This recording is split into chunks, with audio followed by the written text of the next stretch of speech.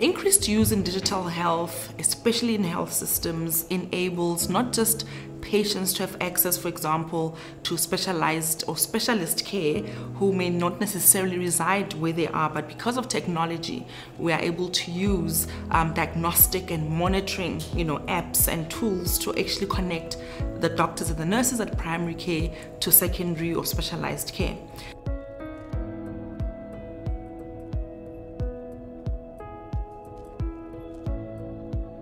Children are not able to access vaccinations. Women who are in the birthing, perinatal, postpartum period are unable to access services, or in some cases they are detained in hospitals because they cannot afford. And so there's a particular way in which we can use technology to give information to those people, to map the nearest available providers who can take care of their needs without necessarily getting them exposed constantly to discriminating practices that are happening in facilities.